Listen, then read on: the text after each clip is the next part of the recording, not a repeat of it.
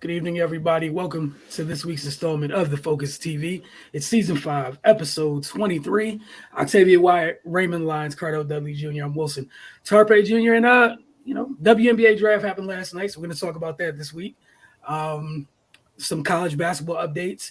Got some new faces in at GW. Some new faces in College Park. Portsmouth is happening this week. So Cardell is going to give you guys a little preview in terms of what teams are participating this week. Also, we'll have share some news on how that coverage is going to happen later this week as well. DC United is back this week from the international break, and then obviously some 9450, a little bit of rapid fire. But first off, WNBA draft. I want to ask you all just your initial thoughts on how things played out last night, because you would have swore some people were ready to riot last night, depending on where their favorite player went or didn't go or wasn't selected. For me, it was simple. I just thought it was a need-based draft. Typically they kind of,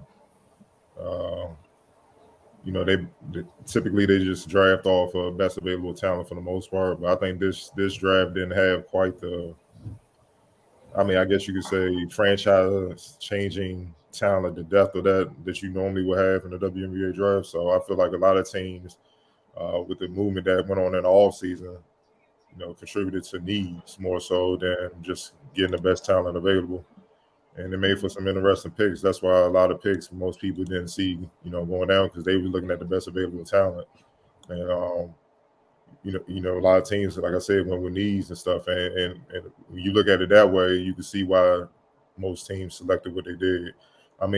Certain moves, like Henderson from South Carolina, I felt like should have won the first round. She won the second. You know what I mean? Stuff like that. She proved it all year long on the biggest stage in the championship game. But it is what it is. It is. That's the WNBA, man. So she's going to show and prove, so to speak. I see her cracking the roster. Obviously, they need guard depth for Indiana, but we're gonna see, man. I just really think it was more about that. Definitely with here in the hometown with the Mystics. Tabor definitely drafted. Don't get it wrong. Shakira is a top talent, but that was a need. What I'm saying? With obviously with Emma leaving and going to Chicago, and I know they got Elizabeth Williams in the all season, but they've been kind of thin since the championship years. Up front. But with her, it kind of forces everyone to be able to play their natural position while she learns on the job. You know what I mean? So, all in all, I was kind of happy with the draft. I don't really have too many complaints. You always gonna have some, wild cards in there that's just drafts. But, all in all, I felt like a lot of teams address needs. Octavia or Ray, whoever wants to go next. Yeah, with the WNBA, is not a lot of room for experimentation, given the competitiveness of the league. So, like Cardell said, man, for the most part, it went according to the regularly scheduled program, with a few curveballs in there, here and there. But, overall, for the most part, went as expected, and they typically do. But, yeah, like you said, man, it's need-based for a reason. We talk often about, you needing one of those 6'1" to 6'3" versatile wings to compete, and needing a couple of them. So yeah, teams just got what they needed to be successful. But yeah, man, definitely like what the Mystics did, getting Shakira number 3, and then Kristen Williams as well. I could see her fighting for a spot, but it's going to be difficult, as it always is.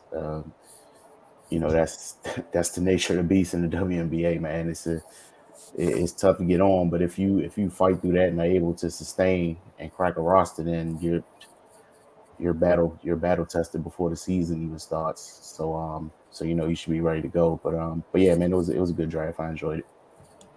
Octavia. Yeah, I think you guys pretty much covered everything. It kind of nothing really bothered me about it. I thought, like Cardell said, it was pretty much a needs type basis. Of course, a couple wild cards in there. Some people didn't think maybe Lexi Hall will go as high as she did or something like that. I'll be honest, just pure, I guess, greed. I would have liked to see Destiny Henderson go higher as well. I would have loved to see her here. But Kristen Williams is a good pickup for them as well. And of course, they needed the height of Shakira Austin. Her being pretty much a hometown girl as well doesn't hurt. So I think that all in all, it went pretty well. I'm really eager to see, because especially I'm probably the most eager to see what Indiana's going to do just because they had so many picks. I'm really interested to see the competition that's going to go on because they got a lot of good picks that they picked up in it, and I'll be interested to see who actually makes the team. So I'm more so ready for now that we're past the draft, and getting ready for the season to start pretty soon. And that's more so what I'm looking forward to. But as far as the draft, I think it was well. I didn't have any issues with it either. Yeah, just to follow, what everyone else already said. Yeah, I think the Mystics, I think it's almost kind of a trend going around sports, low key, where if you're trying to contend, you do two things at once. You can add depth, and it could be young depth. You can bring it along while you compete. That was one of the things Coach T was talking about last night. He's talking to the media. He kind of likened it back to the journey Maisha had, where her rookie year. You came to work every day, you put the work in. And you just have to be ready in case you're called. But you see how it paid off for her now, fast forward a couple years. But for the most part, he was talking about they didn't plan on it being focusing on two players that can help defensively. But he was like, the staff is very excited about that. That both Shakira, especially how she communicates on the defensive end, they love that. As Cardell, you mentioned, they've been thin up front since that championship run. They've been thin. You get one of those, you get a 6'5", 6'6" post player that can move. It cannot hurt. You get Kristen Williams. She's 5'10", 5'11". One of those stocky type guards that can guard multiple positions. And one of the things he kept harping about with her was that he was happy that she has the experience of both playing on and off the ball. That she played without the ball in college. He's like, some players don't know how to play without the ball or weren't asked to. And, she was asked to at times kind of fit in with other people who had the ball a little bit more. But he was very happy about it. He was just talking about their development, bringing them along slowly, but at the same time, making sure that they're ready to go because you never know. We know what Washington's been through injury-wise. Like, it's one thing when your plan is to, hey, we're going to bring you guys along slowly. It's another thing where plan 8, you end up on plan F one Tuesday during the season and you got 6 players. We saw that last year. We saw them in the bubble when, you go from 12 to 5, 12 to 7. And, you have to sign people and they go from, here, let's sign some depth to you're in the rotation now. Need some minutes. We need you to contribute. So, things go quickly. Shout out to Jasmine Dickey from Delaware getting selected. You had Shepard at Virginia Tech as well. But just a general reminder, Cardell, Ray, and I mention all the time, training camp's going to be wars. Across the league, it's going to be war. Guards, especially for guards that were in this place last year, say you didn't get a chance last year to earn a spot or move up in the rotation, I wish you the best in camp. Like these folks that just got drafted, people are going to be fighting to stay. So is the case of life in the WNBA. If you guys have nothing else as far as the WNBA draft goes, I know we got training camp and stuff coming soon. I think like as soon as next week. So you guys will get more Mystics content coming soon. And then obviously with Wizards Outlook completing, we're going to have Mystics Outlook popping up very, very, very soon. So we look forward to sharing that, spending that season with you guys as well. All right, Cardell, on to the college segment. Some news up over in GW. Yeah, well, everybody know that they hired a new head coach, Chris Caputo, out of Miami. He has a lot of local ties. He was with Jim Larranaga at Miami and as well at George Mason when they made him run years ago, the Final Four, all those great George Mason teams. He was there. He's an assistant New York guy. He's paid dues for a lot of years, starting at the bottom, video coordinator, working his way up. But he really caught fire with Miami. He's been with Larranaga in Miami, since 2015, since he got hired there. And they've been to 5 NCAA tournaments, 3 Sweet 16s, and obviously the Elite 8 this year. They've been as high as number 2 in the polls. They've had a player drafted in the NBA from 2016 to 2019. possible this year as well with a couple players that's in the mix, man. He's a strong recruiter. That's his reputation. He's known for finding the gems that kind of get overlooked, so to speak, kind of at the end of the top 100, outside the top 100. And by the time they're done with, him and Larinaga, they're NBA prospects. You can look at the Shane Larkins, the Davon Reeds. I know he mentioned Bruce Brown, but I'm not giving him that. When you play in the Jordan Classic, you're on the radar in the NBA. I was there, so he ain't getting that one. But obviously he's playing right now with the Nets in the playoffs right as we speak. So, he's done well, man. Just some notes from yesterday at GW. His introductory press conference. Those type of press conferences, I don't really ask too many questions. I like to hear what they have to say. I'm gonna have my time to speak with them as the season comes, and I just want to get his thought process on where his expectations are. Three things that stuck out to me were, as far as obviously recruiting locally. Any coach that takes over a program in this area, if you're not recruiting locally, then you're not serious about that job. You need to get fired ASAP. It's too deep of a talent pool here to not recruit here. Yeah, you're gonna hit and miss, but you gotta at least try. You gotta knock on the doors, because you never know what's gonna happen, especially in this day and age with the transfer portal, these double reclass kids, these prep kids. Like, man, by the time they try to get to college, man, they may not even be eligible. So you're gonna have your shot at a potentially talented kid that otherwise should be playing at a high level, depending on what program you at. And obviously he's had ties here already, playing coaching at George Mason, so he know the area well. He actually got some kids down there. From here down to Miami as well.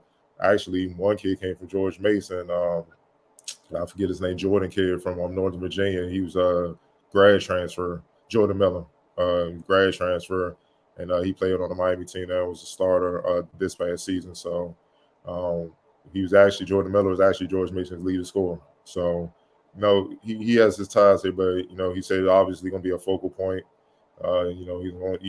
He's hired a couple guys that, a couple of assistants that I know of that, have deep ties to the area, like Brandon Strong, who's at St. Joe's, long-time takeover coach, was assistant on the EYBL team for a lot of years, played at Eleanor Roosevelt. So, that kind of tells you what he's targeting. He's going to be in the WCAC heavy. And, the other takeover teams have public school kids that are the top public school kids from PG, Mo County, DC, and all that. So, he has to get those talent, and then the talent from local DMV kids. But the one thing that that jumped out at me that, I was really impressed with, that tells me he knows what he's doing and he did his homework, was he was going to try attack the international pool as well. Whenever GW has strong teams, they normally have some great international players in the mix. You can go all the way back to when Mike Jarvis was here at GW. Ed Myers there, how you got Yankadari and all those guys, and to be the anchor inside, be their center. You could look at Pops when he was there in GW, dunking on everybody. You could look at when Lonergan was there, Yuta Watanabe, that's with the Raptors. Patricia Guarino, who's overseas, he was with the Spurs for a little bit. Kevin Larson, I know he played at Montrose throughout his high school career, but he's from overseas, I think Finland or whatnot. He's playing overseas, it's just been a myriad of international players that have came through and put in work and achieved great success. So with GW being in DC, but the part of DC they're right there at Capitol Hill and that mix where a lot of international decisions get made. That's where they can actually hit, the international talent pool and get some prospects from overseas to come in here and do their damage and do their thing. It's a great spot for that. So I was especially happy for that.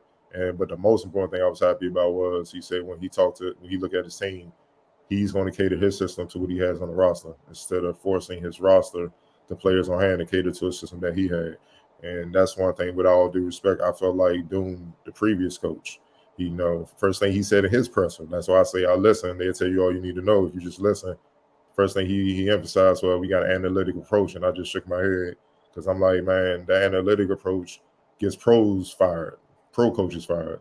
Now you asking kids who are learning how to play to fit into a mode that they may not be used to, and you know, and you saw what happened. You know what I mean? He had a lot of talent, but a lot of kids transferred because it didn't make sense.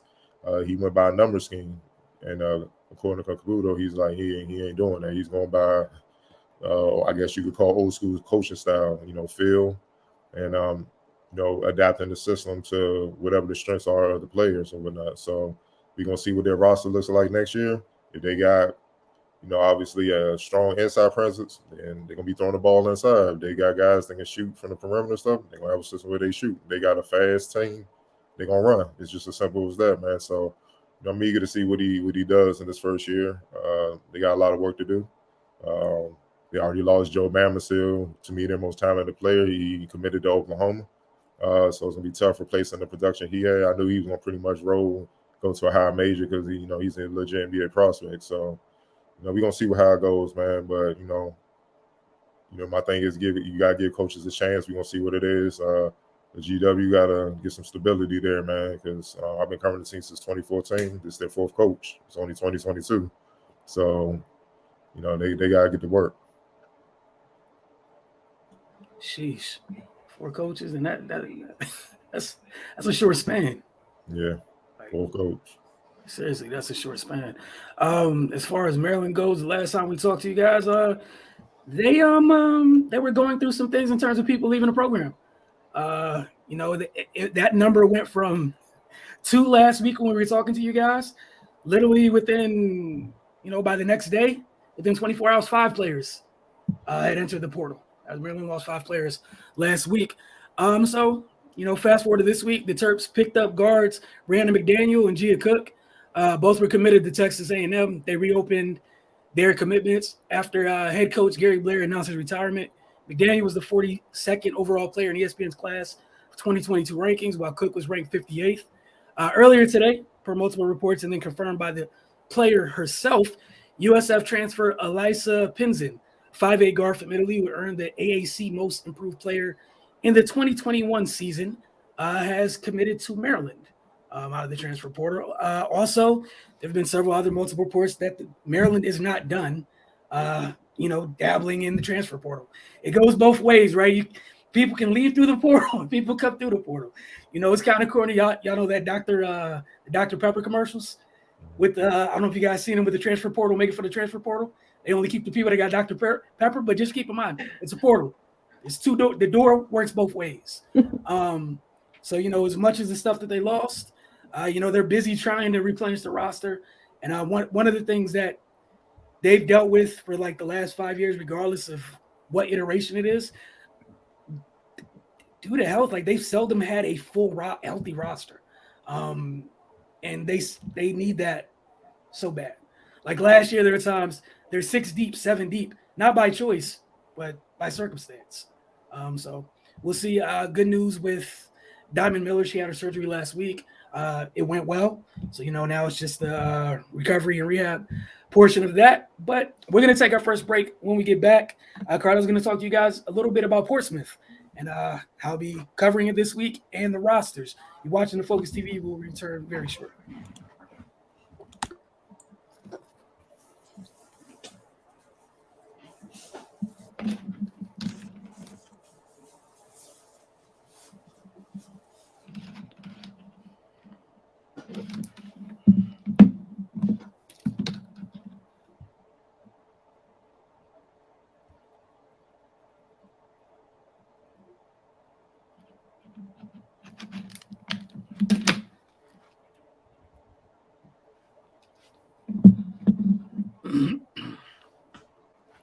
Welcome back to the Focus TV. As promised, Cardell, Portsmouth is this week.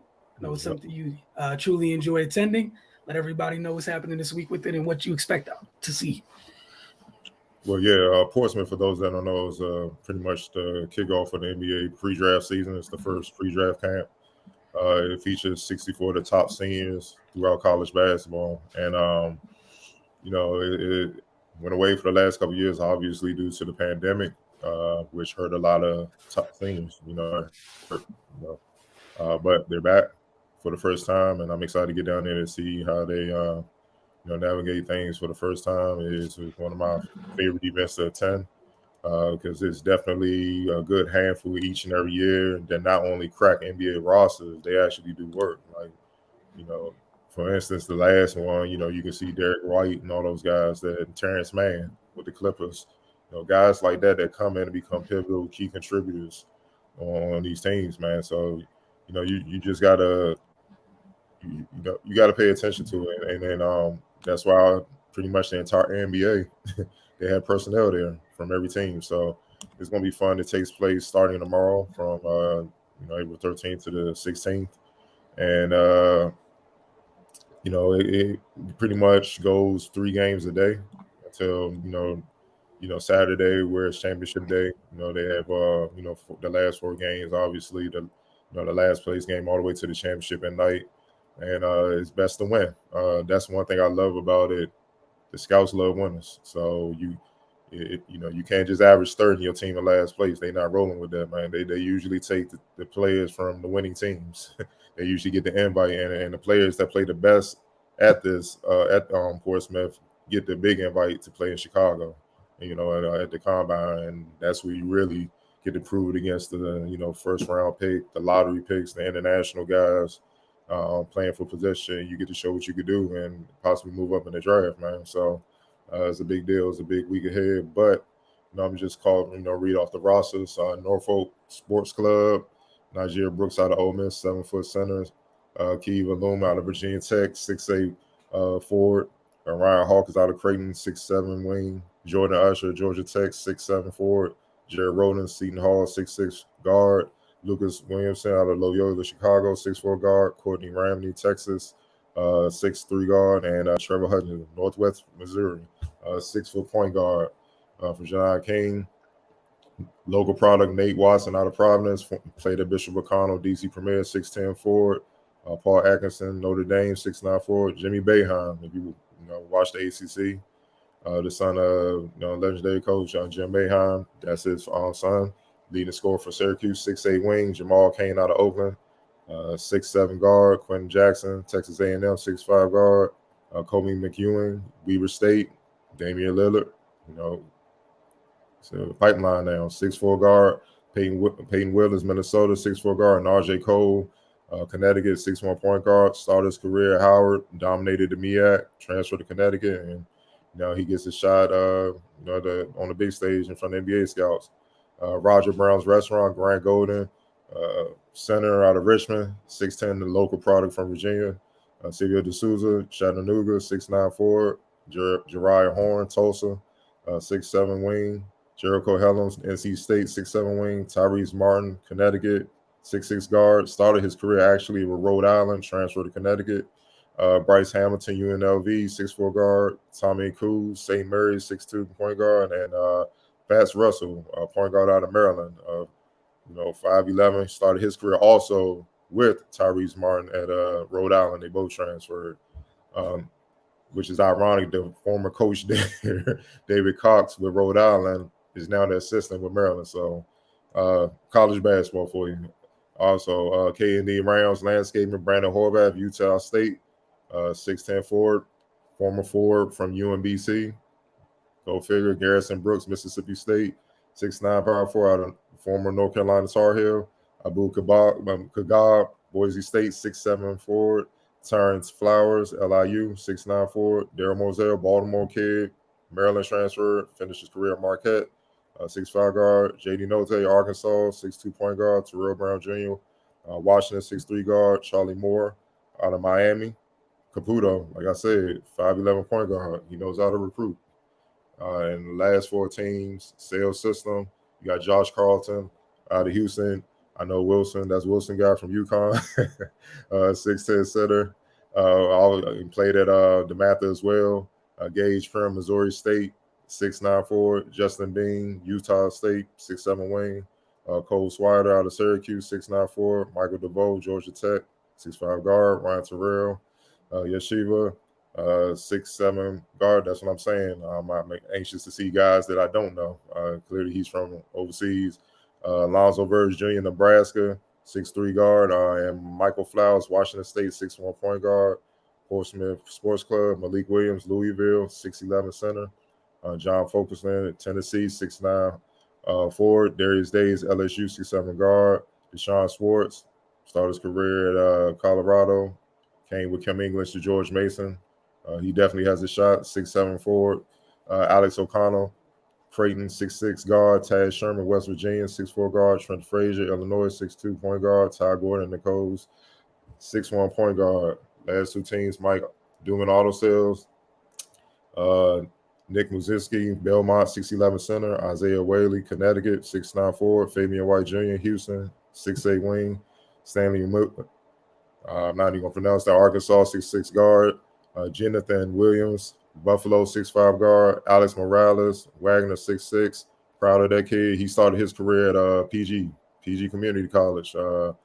My first year covering them, he led them to the Maryland JUCO Championship, and it was been on from there, and he's gotten it the hard way, man. So I'm definitely rooting for him. He actually was a guest on the show a few years back, man, with the rest of the PG Owls, man. So, shout out to him. He was player of the year in the conference as well, so definitely rooting for him. John Murray Boyer, San Francisco, 6'2" point guard. Alex Barcelo, BYU, 6'2" point guard. And last, Portsmouth partnership, you got Dallas Walton from Wake Forest, 7-foot center.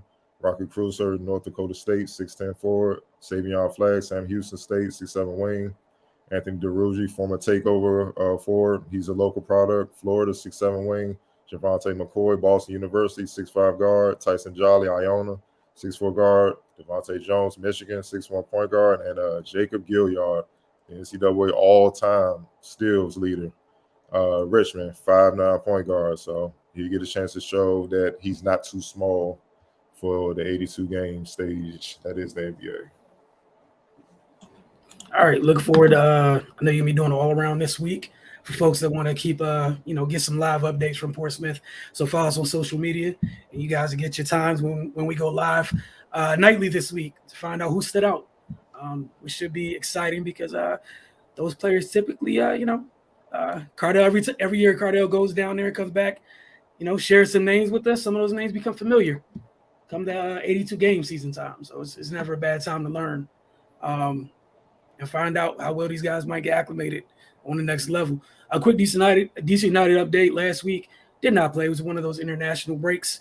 The Black and Red is back in action this week when they host Austin FC Saturday, 7:30 at Audi. DC United looking to get back in the winning column.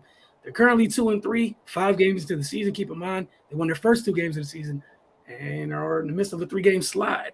Also, some good news. Per Moises Linares and Stephen Goff, I'm so sorry. I'm going to learn how to pronounce his name correctly. If I butcher it, please just bear with me. It's a long season. Taxi Archie's Fountas is available to play this weekend after receiving his visa, which is great news. He's supposed to help bolster their attack, which is something, we've been talking about, since Lasada's been here. They play aggressively. They create chances. But if you can't capitalize on those chances, you can't get the results. Some other news: DC United will play away against National Independent Soccer Association, it's the NISA, side Flower City Union in the 3rd round of the Lamar Hunt U.S. Open Cup on April 19th at 7 p.m. Eastern at the Rochester Rhino Stadium in Rochester, New York.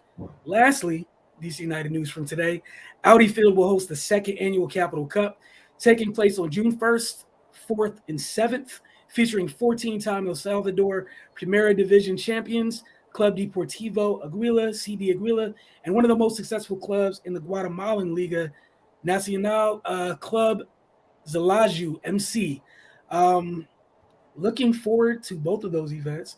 Definitely looking forward to being back at Audi this week and to see if DC United can come out on the right side of a result. Obviously, it's early, but we've talked watching the Wizards last couple of years.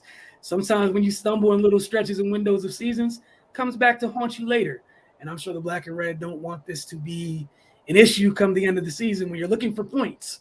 And you could just reference the slow start out the gate.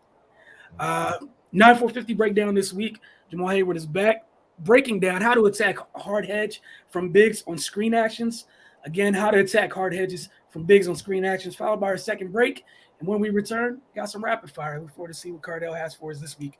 Again, up next at 9-4-50 breakdown.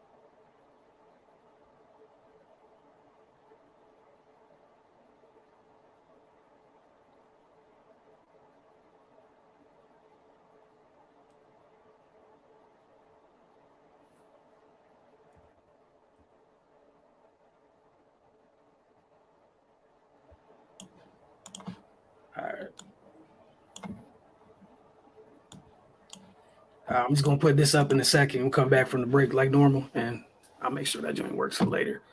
But yeah, we got like 2022 left for rapid fire, so I'll let you know once we get close to like whatever the cutoff point is All right, that's enough. in the private chat. All right.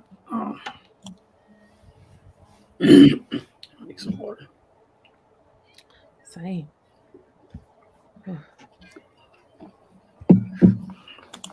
Welcome back to the Focus TV. I want to thank Jamal Hayward for knocking out this week's 9-4-50 breakdown. All right, Cardell, what you got for us this week? Yeah, man. Some interesting things out of La La Land that I want to discuss with you guys. Yeah. Mr. James said he would be very enthused by the prospect of, Mark Jackson becoming the new head coach. Nothing wrong with that, but considering how they handled the Frank Vogel firing, I'm not sure if a lot of coaches want to go out there. They also attached another name, Utah Jazz head coach Quinn Snyder, be a possible replacement. But he pretty much said he's lost interest in the job for how they treated Frank Vogel. My question to you, is, has the Lakers job become one of the worst jobs in the NBA? I'm talking about the head coach job. Has it become one of the worst jobs in the NBA? We're going to start with you, Octavian. Absolutely. I mean, of course, with the whole way they handled Frank Vogel, but I mean, it's the front office. It's like most coaches that are going to be worth anything at this point, because at this point, with the type of players that they have, all the Hall of Famers, who's going to be back next year, we don't know, of course, but they're going to want somebody that's well respected. So it's going to be hard for somebody brand new to like kind of get into the door.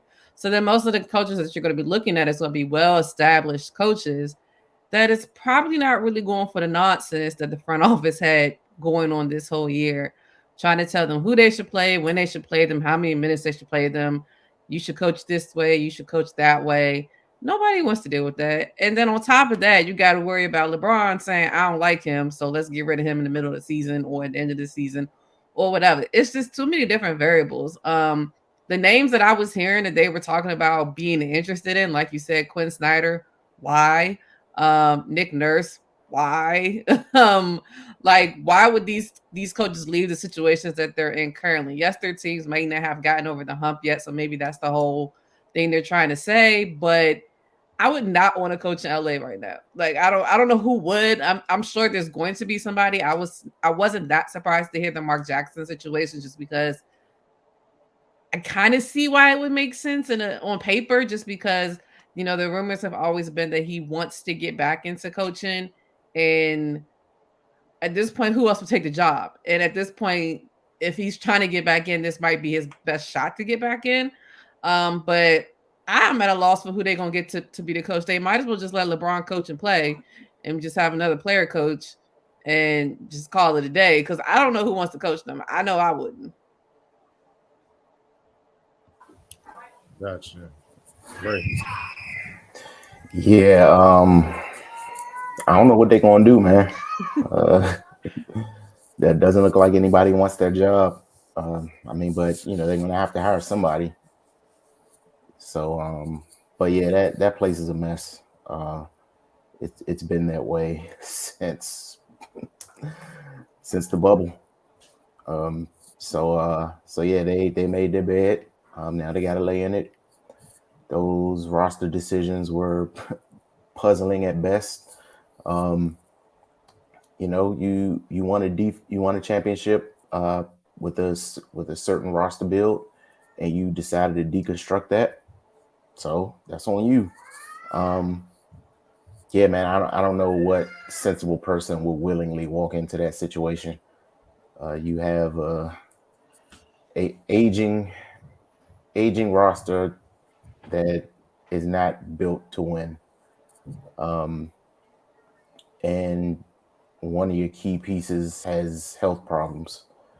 So yeah, whoever is brave enough to to jump into that Lions den, more power to you. But yeah, that search doesn't look like it's going too well. And who would think we'd ever get to a point where the Los Angeles Lakers are struggling looking for a coach? Yeah. like one of the premier franchises in the NBA, and nobody wants to take that job. So I'll just leave it at that. Player empowerment, right? But I think they forgot that other people are empowered too, and they're not stupid. So, Wilson, your take on it? My man Mordo said, man, the bill comes due. It's that time. Get to acting and carry on all wild. As Superior Mordo said, the bill comes due. What coach, after you did what you just did, there's a large accountability issue over there. Everybody likes to point the finger at everybody. Poor Frank Vogel minding his business, doing God's work over there, trying to get them people focus on one direction. Somehow, through all this nonsense and malarkey, you won a title, and then you're going to blame it on him? So the defensive coach, you took away all the things that resemble defense, and they got mad at him. Hey, look, man, y'all got time for the year 19, all this other stuff, man. All I got to say is the Lakers there's a couple places in sports where it's the wrong time to act like this. No matter what type of player you are, the Lakers don't care. They done seen bigger stars. They don't care. Fans don't care. You out here messing up their beloved team, you're going to hear it. New York, don't care who you are. You can be Babe Ruth reincarnated. Go ahead and mess up some of the pinstripes. They're on your neck. Don't care. Philly, just cuz. Just cuz. Just wake up feeling some type of way. But, nah, man, I'm not shocked. But, yeah, I'm interested to see what coach decides to do it, because why would you choose to willingly sign up for that when they're going to turn around and it's your fault? Then if you do good and you do a masterful job coaching, you get to the mountaintop and you win, and it's like you were just there for the ride. I got time for that, man. It's one thing to put up with that when player X is in the prime of their career. It's another thing in year 19, man. I ain't got time for that. Yeah, I think one thing y'all said is accountability, and it start with ownership, start with the Bus family, and we might as well just throw Clutch in there. I'm not even gonna just say LeBron, his agent too. They got a lot of clients over there, a lot of movement, and it's just wild how everybody's avoiding pointing the finger at LeBron in this camp. In this whole situation, I just be reading and watching. I'm just like, very few people are really looking at them, and I'm like, you really think any move was done without his stamp of approval? And this is the part that kills me when it comes to him, because it's like you're really insulting the public's intelligence.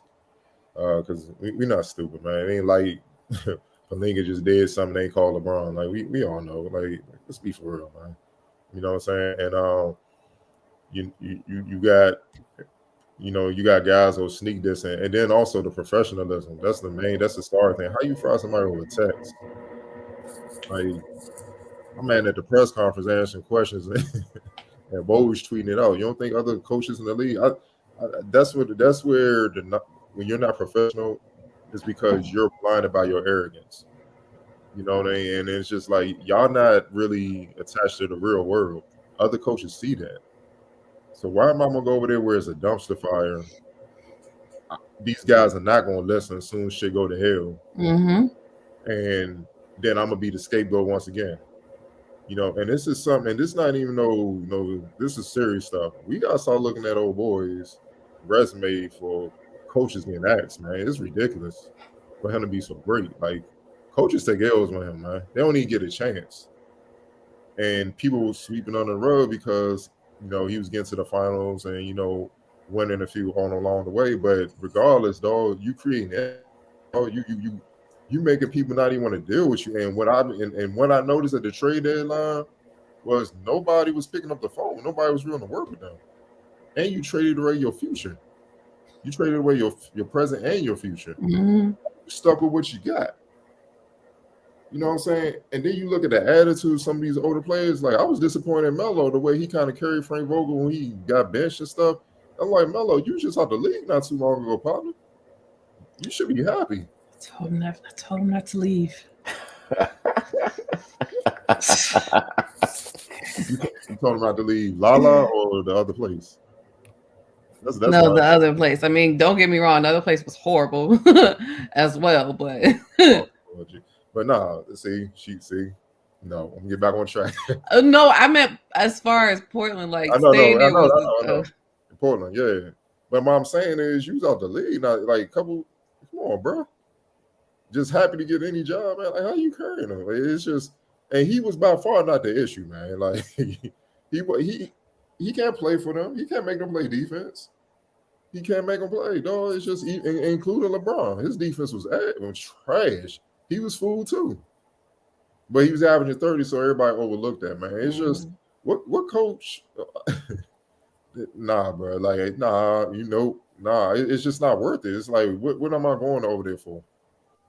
You feel what I'm saying? And then you also got to keep it real. How many more years you got with this team? You know, it ain't no telling what AD gonna do once LeBron and his father son really hits him. It ain't no telling what he gonna do. He might be like, I'm out because I don't feel like dealing with this. You see what I'm saying? It's so many layers and factors, man. It's just like, nah, bro. So, I mean, yeah, they want to just eat this, man, because unless they promote somebody from within, you know, again, come on. And then not even just that, y'all alienated legends of the franchise, Jerry West. You texting this man like, yeah, your season tickets are gone. Like, what? A text? They love texting, I guess. That's their way of communication. Magic, like, I'm out, dog. Like, y'all ain't bringing me down. He saw it coming years ago. He's like, I ain't gonna be here, and he called it. And it's just, man. And then the Rams, how they gotta say something that, like, it's just bad, dog. Like, you can't even coach. So who am I answering to? Is it the Bus family? Is it the Rams, or is it Clutch? Nobody knows. It is what it is, but we're gonna move on. And this really upset me. It's still in La La Land, but Russell Westbrook. He says he's never given a fair chance to be who I needed to be to help the Lakers. Russell Westbrook on what it was like with Frank Vogel. I've never had an issue with any of my coaches before. Russell Westbrook said top to bottom on coming to LA. I just felt like I was never given a fair chance to be who I needed to be on it to help this team. Piggyback on what LeBron and AD said many times throughout the year, let Russ be Russ. Russell Westbrook immediately responds, yeah, but that wasn't true. Let's be honest. And he said, I'm not sure what his issue was with me talking about Frank Vogel. And he said he felt like he was trying to prove himself to Frank throughout the year. Westbrook put up 18.5 points, 7.4 rebounds, 7.1 assists a game. But he shot 29.8% from three and only had a 52% true shooting percentage, well below the league average. And he turned the ball over nearly 4 times a game. Ray, we're going to start with you, man. Just what are your thoughts on Russell Westbrook's comments, man? He too old for that, man. like, come on, dude. You can't not play well the entire season and then not even mention that.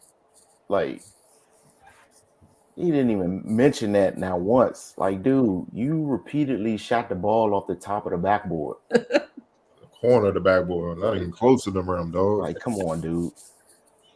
And I mean, I get it. It was gonna be tough with him and LeBron. That's a bad fit, but you still sucked. It is what it is. I'm sorry. Yeah, that was very unbecoming of him. Like, you just own it, man. You didn't play well. You can't explain your way out of this. Y'all didn't play well. You were in what 11th, 12th place. Like, and then to say I don't know what his issue was with me. he been on one this year, man. Like, man, my man KD said that dude created a toxic environment. It's looking real toxic out there. But yeah, those I was listening to that. I'm like, nah. And then I don't expect that from Russ, man. He's always been the type to leader. Yeah, like, but that was that didn't look good at all, man. He got an issue of retraction. Like, yeah, that was terrible, man. You can't do that. Whatever went on, you were the starting point guard, and you played a lot of minutes. You played the most games on the team, and you just didn't produce. It's as simple as that. So whatever else he got to say beyond that, it's really inconsequential. Wilson. They got an issue over there where all them dudes is dealing with Father Time hitting them in a different type of way. Like you didn't play well, you didn't play well. Also, what did you think the fit next to LeBron was going to be? Like when that was, the plan to get out of Washington, which is cool. You want to leave Washington, cool. But that being the destination, what did you think it was going to be like? Like you playing off the ball, like we talked numerous times. The concessions folks have to make at times to adjust their games to play with LeBron or what have you. This is one of the worst cases where somebody didn't think it all the way out. Like you weren't going to be the point guard. Lord knows you. That position, you're next to whatever he feels like playing that day. You might want to run. If he doesn't feel like it, y'all not going to run. You can be running by yourself. You can't catch and shoot. Life's tough. You don't defend. Life's tough. And you also it's two separate things. One, it was an awkward fit. Two, you didn't play well. Three, your game's not aging the best. You know what I'm saying? You had a decent year in Washington, what have you, and then you followed up with this was just a stinker. It is what it is. This was a stinker of a year. You weren't alone on that roster. Several of y'all had that. But, it is what it is, man. They got to figure that out. But like you mentioned a little earlier, Cardell, the league's not about to help y'all get out of anything. So I wish you the best.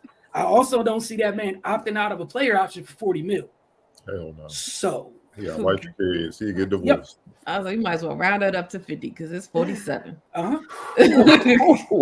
Round that thing on up to 50 because that is 47 for that playoff. Oh man, they gotta do this again next year. Oh my god. I'll tell you. I would just like to say at the beginning of the season, we said this. I knew this was going to be a dumpster fire. Like it was going to be a mess. And I'm just glad that we were proven correct. I was definitely way disappointed in Russell Westbrook. Not just the final press conference, but the whole season. Like how he handled a lot of the situations that came up this season around his play was just to me piss poor. And I just saw a big baby for the whole season. I've never seen him act like that. I don't know if it's being in the spotlights of LA.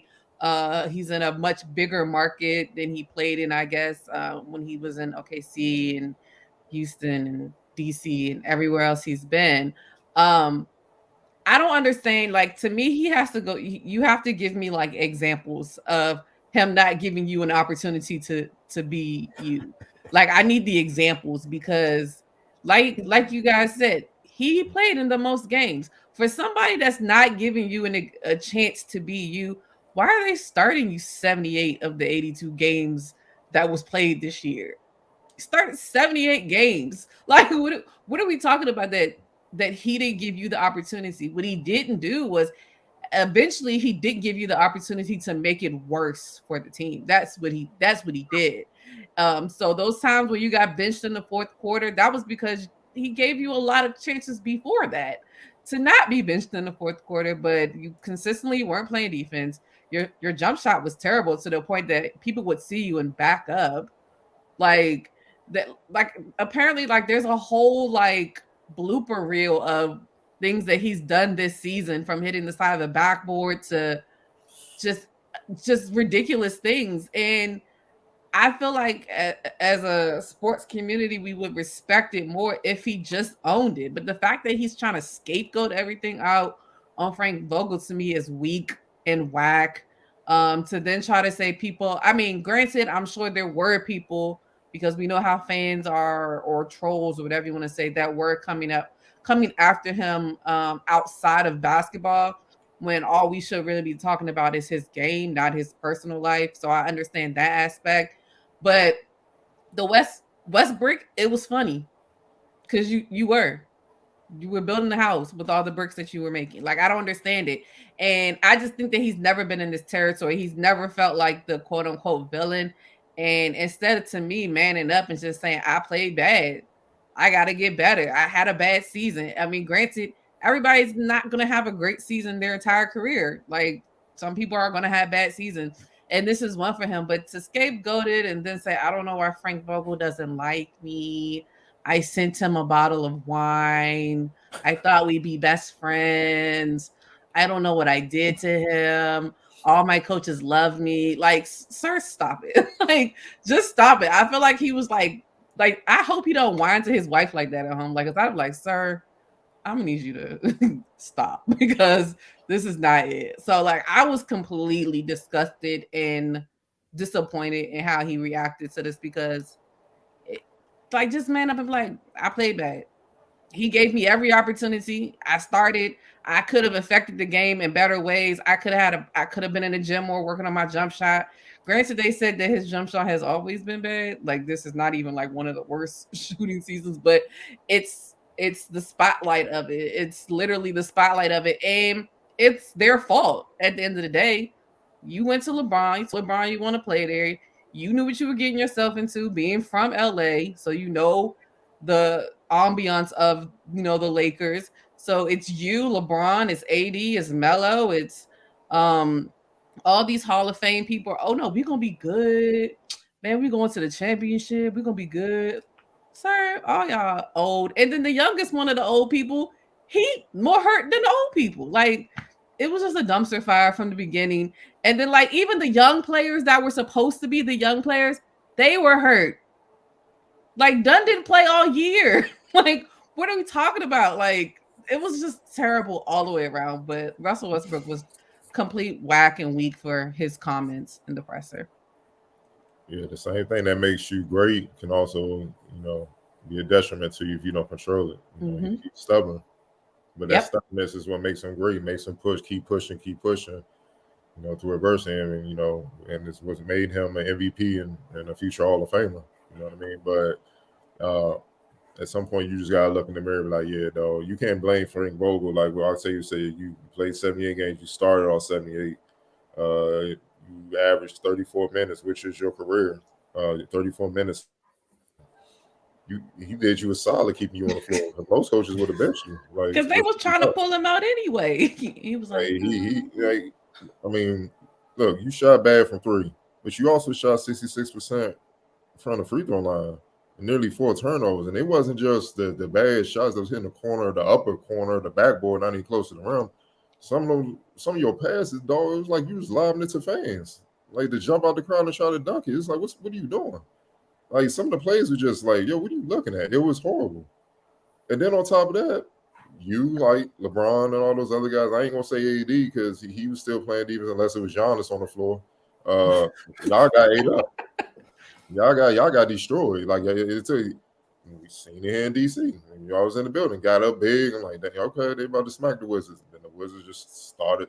They did to the Wizards what everybody else been doing to the Wizards all season. You know what I'm saying? I mean, the Wizards did to them what everybody else been doing to the Wizards all season. So that's y'all, and that's the thing with Father Time. It's not necessarily that you can't play at a high level. You can't sustain it. The energy, because you can't recover as fast as the young boys. They can keep coming back. When you older, man, you like, God damn. I'm tired.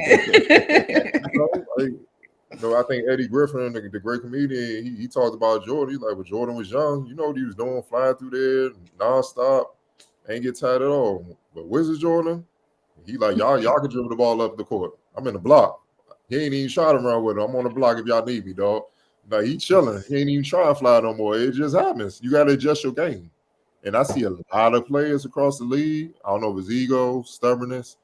They don't know how to adjust their games. And, this criticism would go to LeBron. He could have helped make Russ' job a little easier by playing a little bit more off the ball. But when he got the ball, it's like, this dude can't shoot. He's not the freak athlete he once was, where you get the ball one dribble, he taking off on everybody. So you got to kind of help make his job easy. But guess what that would have exposed? That LeBron's not quite the same player. And that goes back to the old stuff that we keep talking about, why this was a dumpster fire from the beginning. That's the whole point. So what do you want Vogel to do, dog? You know what I'm saying? Like, they blame a Vogel, yeah. Who puts Carmelo at center? Well, I'm like, well, damn. I mean, who else was doing a good job down there? You got to try something. Shit, he should have put Austin Reeves down there. Why not? You know what I'm saying? Like, I mean, you might as well shoot for the fences. What's the problem? Look, man, it's too many egos, too many people not being accountable for that thing to work as is. And the sad part is, y'all might have to deal with it next year. And can't y'all can wait. try to fix it. Y'all can try to fix it at first. Y'all might come out the gate strong. Yeah, we back and all that. But we all know in sports, adversity is going to hit. And then they're going to be right to what they are. Just give it time. So, and then on top of that, they're a year older. So, go figure. We'll see how they go. But last question. This is more of a serious one. The NFL announced they will investigate serious matters raised by Congress regarding the Washington Commanders. The NFL initially said nothing about the news of the bombshell letter sent from the U.S. House Oversight and Reform Committee to the Federal Trade Commission. The NFL has since said something significant. We continue to cooperate with the Oversight Committee and have provided more than 210,000 pages of documents. NFL spokesman Brian McCarthy told multiple reporters in a statement the NFL has engaged former SEC Chair Mary Jo White to review the serious matter raised by the committee.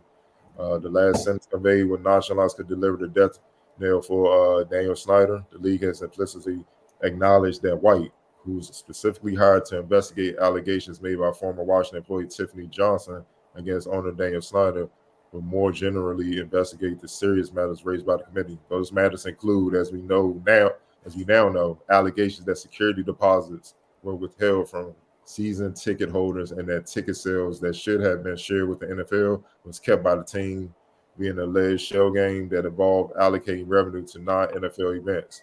If these allegations can be proven, and it appears based on a letter sent by the committee to the FTC that testimony is backed up with documents, it undoubtedly will be the end of Snyder's 20-plus year tenure as owner of the team. Wilson, hey, just when you think it can't get no worse, resident NFL team in DC.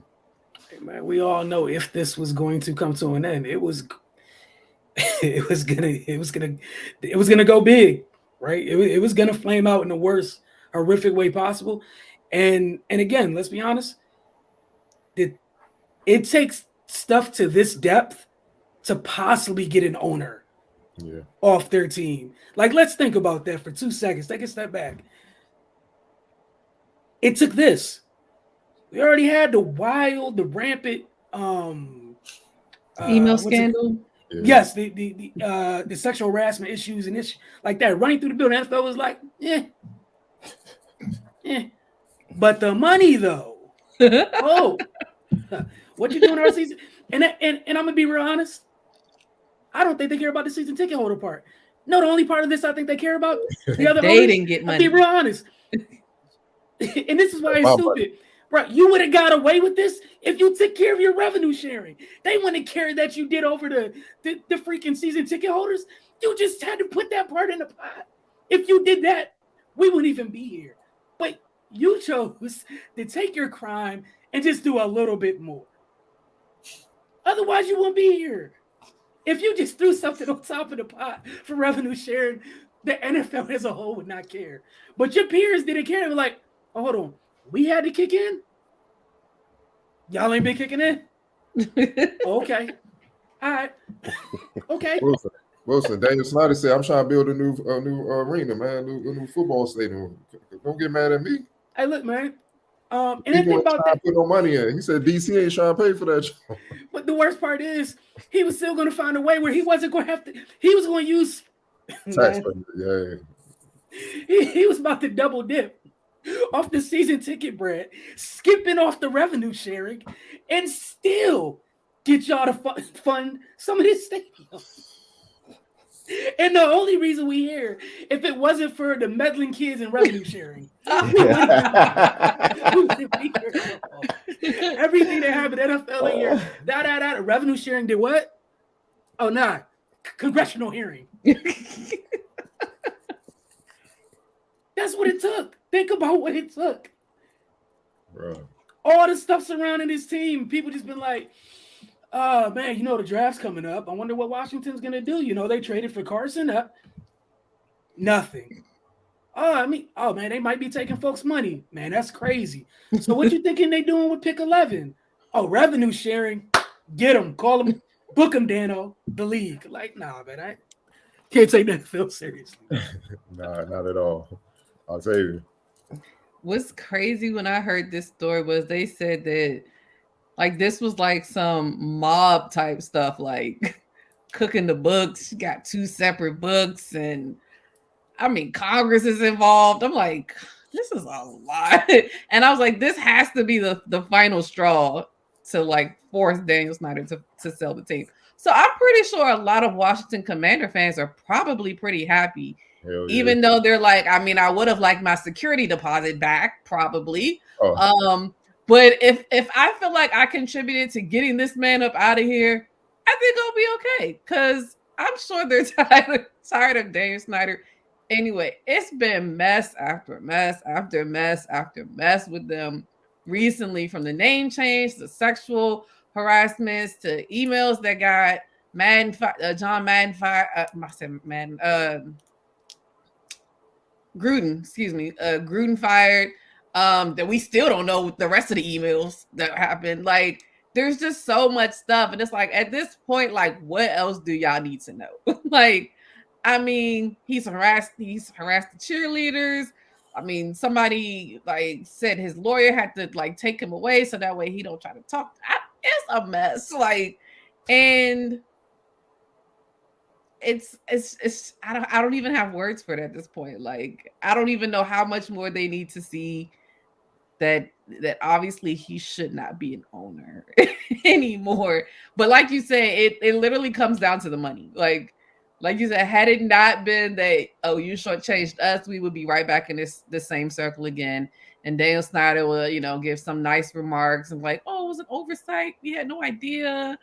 You know, we didn't know. That's a complete lie or whatever they're gonna say. But I think this part, I mean, Congress is involved. Like, that's a lot. Congress is involved in the NFL. Like, the NFL is like, that's just wild to me. Yeah, we need Congress trying to get Brittany Griner back home, but that, see what I'm saying? It's like, yeah, but they dealing with Daniel Snyder. Yeah, still the money, basically. If anything, y'all should hope he stayed with the team. I mean, I personally do, because again, I mean, personally, I do, because I mean, that's why I never believe in them every year, because I'm like, it's Washington, guys. Like, come on. Easy win.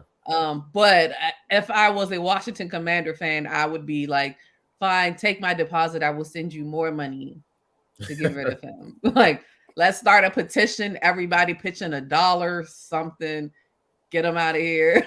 Like, and then I mean, like, isn't his wife part owner too? Like, so what? Like, are you involved? Are you just like, I just let him do what he want to do? I just be saying. I go like, but you still have owners, so like, I'm sure like you gonna still get in half trouble too. Like, I don't know.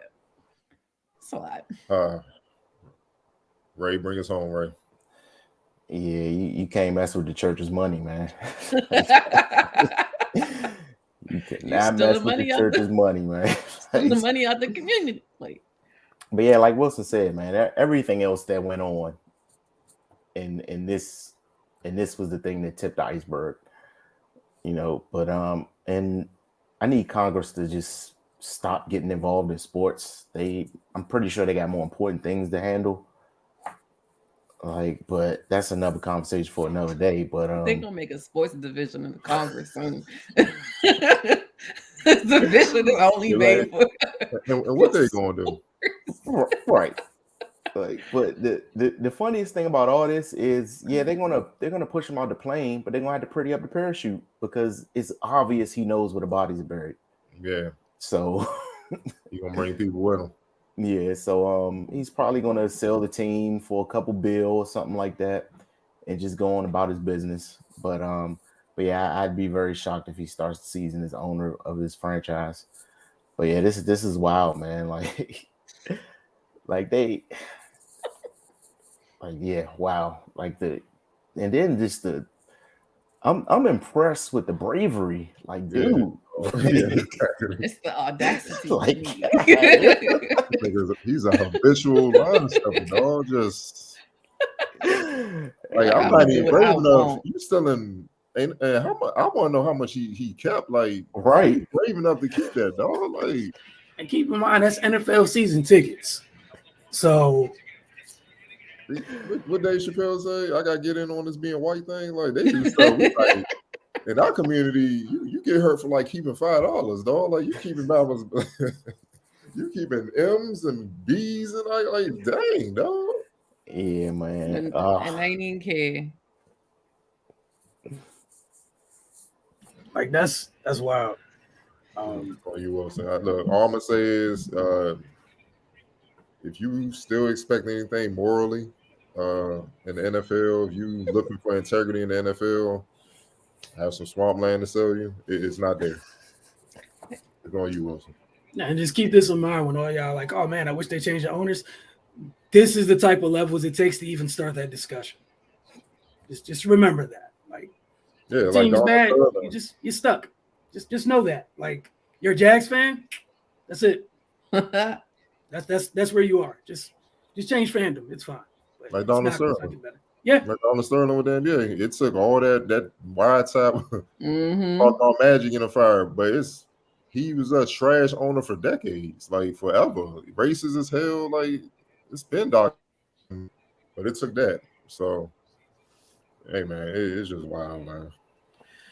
Oh man. Well, we appreciate you guys spending time with us this week on the Focus TV. We'll see you guys next week for this show. Don't forget Wednesday mornings 9 a.m.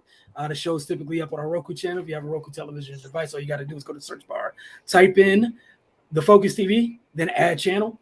DCTV Fridays 10 p.m. Very easy. If you're outside the city, dctv.org, you can watch it there live as a stream, or you can just check out dctv.org to see where the show re-airs throughout the course of the weekend. Again, we're gonna have a lot to talk with you guys about next week. NBA playing, it'll be first round of NBA playoffs next week. We'll be a week closer to the NFL draft. Lord knows what's gonna happen in the NFL between this week and next week. They're on a historic rate this offseason in terms of just staying in the news cycle, which, for them, they don't care whether it's good or bad. But follow the Focus TV on all your social media mediums. For Octavia, Cardell, Ray, and myself, y'all have a great week. We'll see you guys soon.